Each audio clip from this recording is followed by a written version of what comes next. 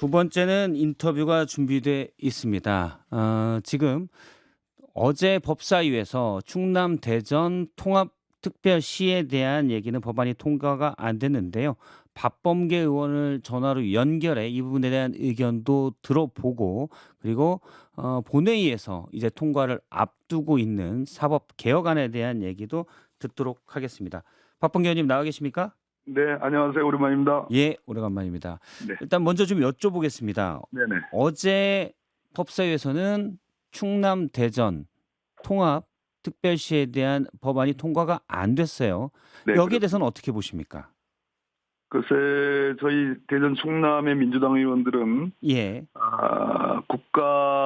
우리나라의 균형 발전, 균형 성장을 위해서 이제 수도권, 서울 중심의 일극 체제로는 한계에 왔다. 예, 따라서 다극 체제의 성장 전략이 국가의 어떤 존립의 하나의 필요성 차원에서 제기되는 차원에서 대통령께서 결단을 내렸단 말이에요. 예, 그런 차원에서 지금 대구 경북 아까 말씀도 하시던데 대전 충남은 현직 국민의힘 소속의 도지사 시장이 중심이 돼서 반대를 하고 있습니다. 예, 본인들이 사실 작년에 제일 먼저 통합을 제기했고 법안까지 낸 사람들인데 예, 낸 분들인데 다소간에 미흡하다는 이유로 이렇게 반대하는 걸 보면서 굉장한 당혹감을 느끼고 말 그대로 우리나라 성장의 한 축을 대전 충남이 맡을 수 있는 절호의 기회인데 그것을 반대하는 것에 대해서 굉장한 지금 분노를 느끼고 있습니다. 예. 그 얘기를 잠깐 해보도록 할게요. 네네. 어제 법사위에서 나경원 의원 얘기는 예. 전남 광주에게는 여러 혜택이 있는데 네네. 통합특별시를 만드는 그 법안에 대해서요. 충남 대전은 좀 차별적이다라고 주장했습니다. 법안이 실제 양쪽이 많이 다릅니까?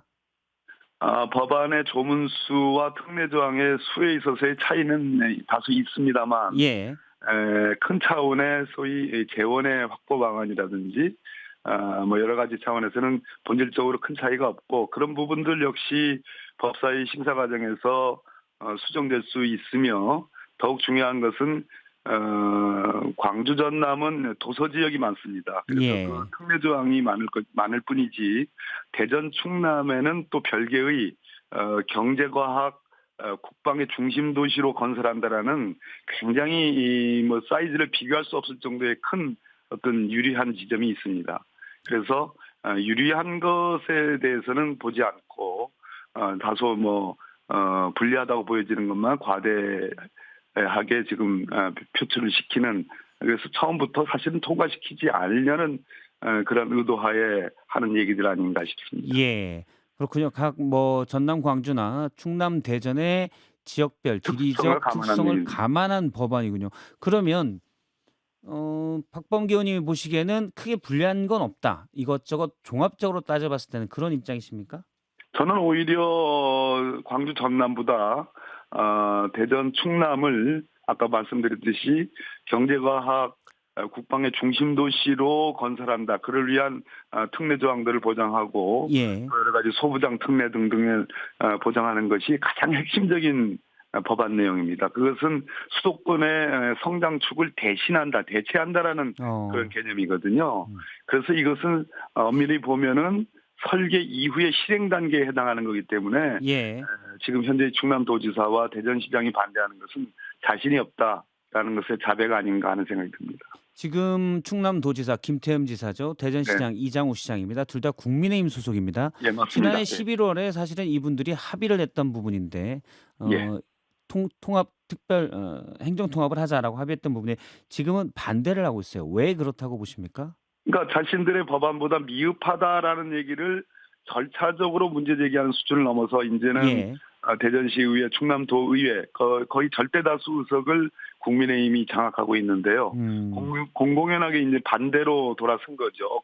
어제는 대규모 집회까지 하지 않았습니까? 예. 반대 집회죠. 그 이유는 선거 공학적인 측면에서 접근한다. 즉 선거에 불리하다라는 그런 판단을 한 것으로 보여집니다. 당초에 통합법안도 과연 그 당시에 정부가 받을 수 있겠느냐, 예. 이재명 정부가 받을 수 있겠느냐라는 측면에서 오히려 여론몰이를 위한 어떤 선전을 위한 그러한 어떤 쇼 차원에서 제기한 거지 진정으로 통합을 해서 시너지 효과를 내겠다라는 그러한 진정성이 담보된 태도가 아니었다고 보여집니다. 정치적 이유가 있을 거라고 보시는군요. 예, 선거용이라고 어 저는 보는 거죠. 대전시가 시민들 대상으로 긴급 설문조사를 지난 20일에서 22일까지 했다고 하는데요. 일단 70% 이상이 통합에 대해서는 주민투표가 필요하다라고 답했고 반대 의견도 조금 높은 것으로 나타났습니다.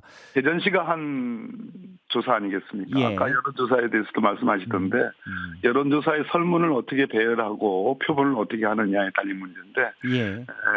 대체로는 충남은 상당한 정도로 통합을 찬성하고 더 많은 숫자가 대전도 다소 통합을 찬성하는 의견이 다소 높은 것으로 여러 여론조사가 나오고 있습니다. 지금 말씀은 이제 대전시가 실시한 여론조사이기 때문에 대전시장은 통합을 반대하고 있고 그래서 질문이나 설문 이런 것들에서 미묘한 차이가 있을 수 있다는 얘기입니까? 예, 그렇습니다. 예. 알겠습니다. 박범계 의원님은 충남 대전 통합 특별시 네. 특별시에 출마하겠다고 밝힌 상황이잖아요. 예, 그렇습니다. 근데 뭐 정치권에서 나온 얘기는 네. 통합하게 되면 강훈식 비서실장이 나올 수 있다. 이런 얘기도 하더라고요. 어, 그러면 강력한 경쟁 상대가 야당 입장에선 돼서 반대한다. 이런 해석들이 나와요. 어떻게 보십니까?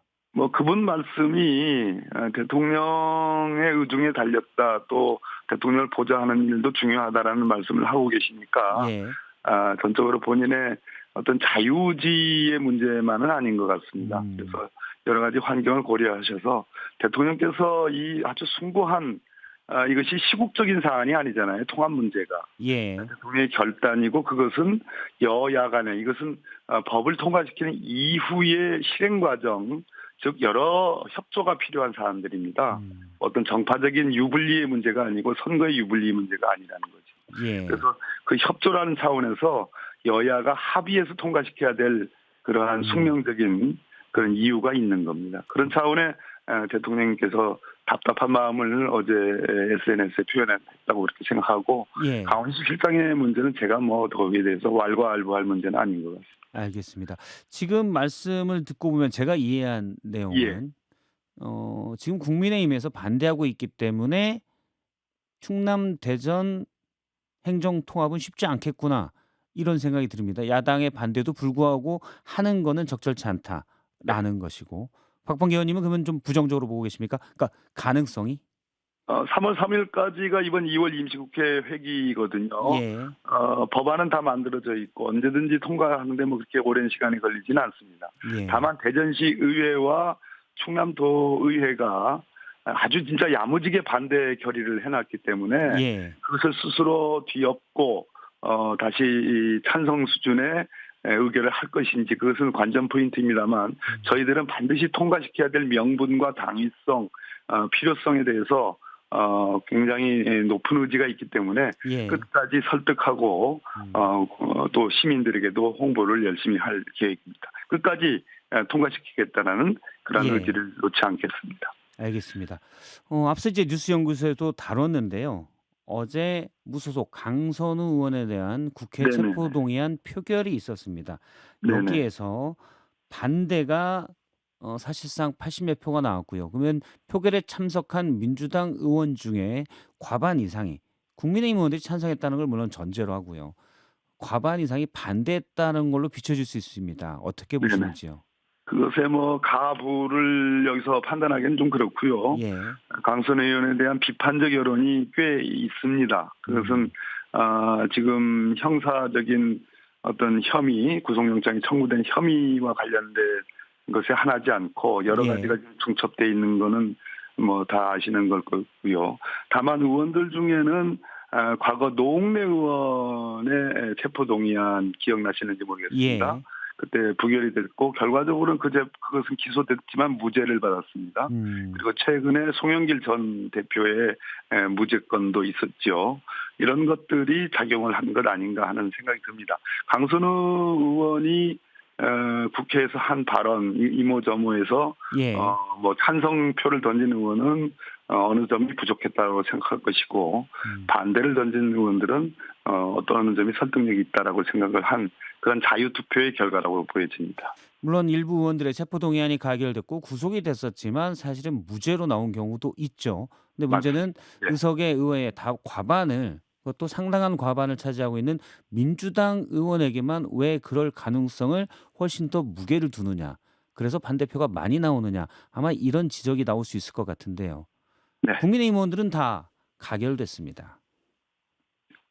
국민의힘 의원들이야 정치적 비판과 공세의 차원에서 이제 얘기를 하는 거니까 예. 뭐 그 의견 또 그 의견대로 나올 수 있는 법이고요. 또 민주당 의원들은 결국은 자유투표의 결과 찬반이 각각 있었던 거지요. 그렇게 해석을 해야 되겠습니다. 알겠습니다. 네. 법무부 장관 하셨잖아요. 예. 사법 개혁안에 대해서 좀 여쭤보도록 예, 하겠습니다. 그러시죠. 일단 필리버스터가 되면 이 법도 이번 3월 앞서 말씀하신 대로 3월 초까지 이어지는 이 2월 임시국회 때 처리될 걸로 보십니까? 예, 저는 처리된다고 보고요. 처리돼야 된다고 생각합니다. 예.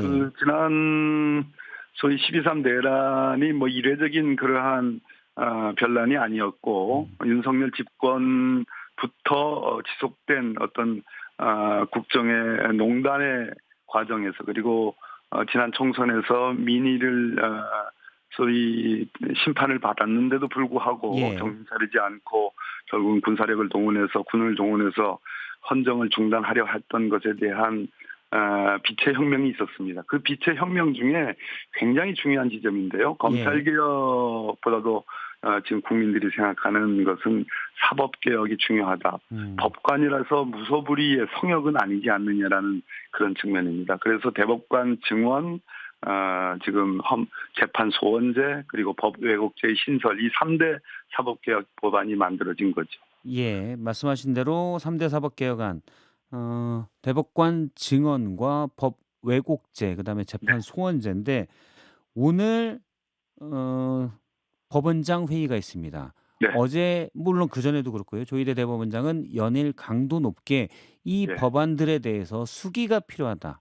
그러니까 네. 공론화, 전문가들의 공청회 이런 네. 것들이 필요하다고 하고요. 오늘 법원장 회의에서도 여기에 대해서 좀 강력하게 얘기를 할 것으로 보여요. 어떻게 보시는지요? 맨날 하는 얘기죠. 예.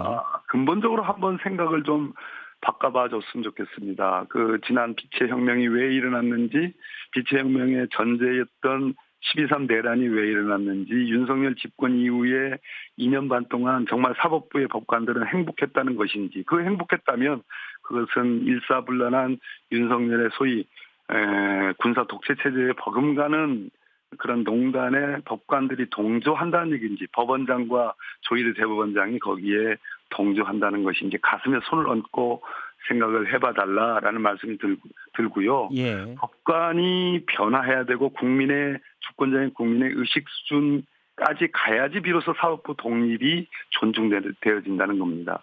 그러나 우리 법관 중에 뭐 이진관 부장판사 시원시원하지 않습니까? 예. 그런 법관도 꽤 있지요.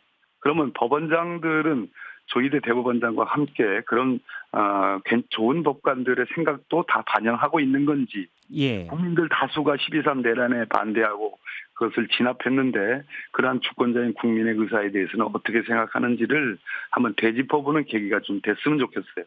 예. 정말로 답답합니다. 물론 사법부도 일부에 대해서 국민들의 신뢰를 잃은 측면이 있고 뭔가 개선이 필요하다는 지적은 끊임이 없는데 예를 들어 법 왜곡죄를 예로 들도록 하겠습니다. 참여연대가 어제 낸 논평은 법 왜곡죄 법안의 명확성과 구체성이 모호하다라고 지적을 했습니다.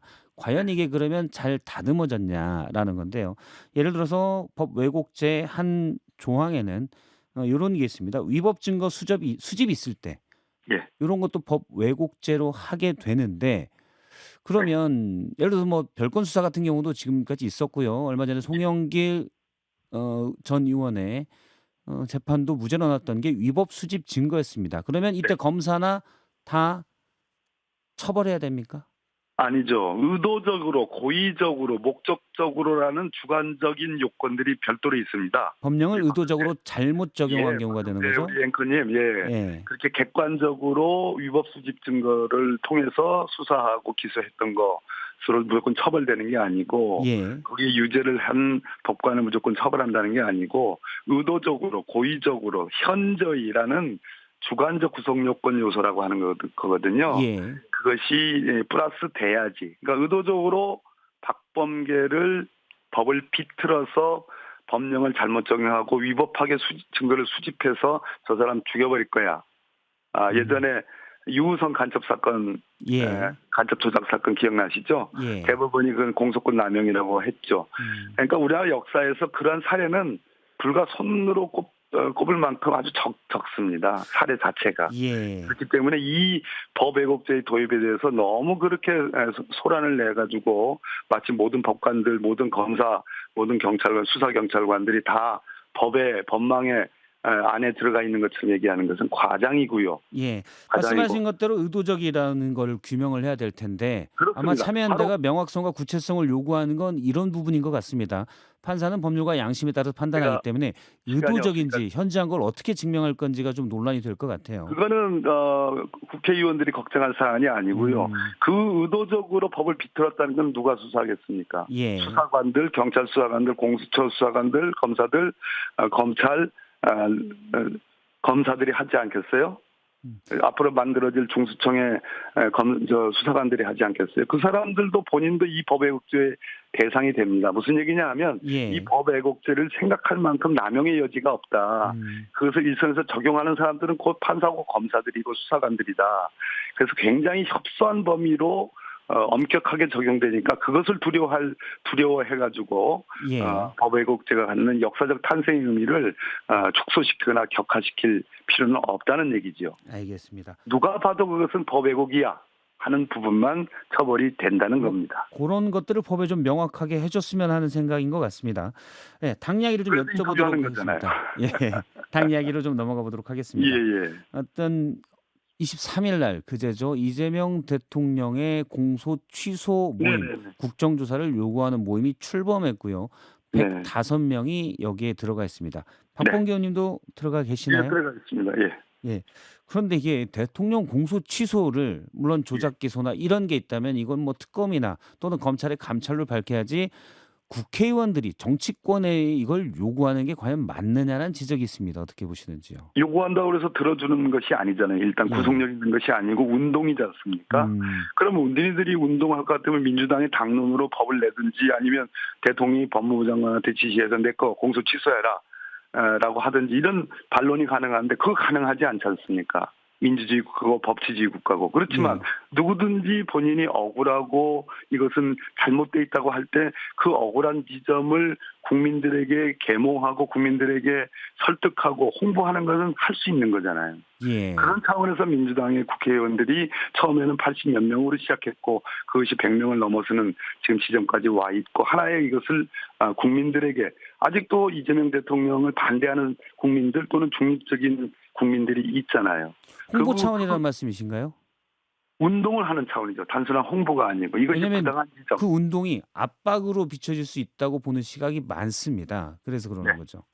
압박이 된다고 해서 저희들이 무슨 특별한 물리력을 썼다든지 또는 법안을 만들어서 강제적으로 통과시켰다든지 그게 아니고 예. 국정조사라는 진상규명의 단계 절차와 함께 하겠다고 얘기를 하지 않습니까? 그것이 왜 비난받아야 되는 것이고 마치 권력투쟁의 한 일환으로 왜 이렇게 보는 시각이 있는지 그건 도대체 저는 이해가 되지 않는 거죠. 예, 이른바 이화영 부지사의 연어회 사건 같은 경우는 고검에서 감찰을 했었잖아요. 그런 식으로 해서 사실관계를 먼저 보는 게 맞지 않나라는 의견들이 있어서 좀 여쭤봤습니다. 그게 100% 거기서 규명이 된다면 모르겠지만 그렇지 않은 측면도 있는 거지요. 알겠습니다.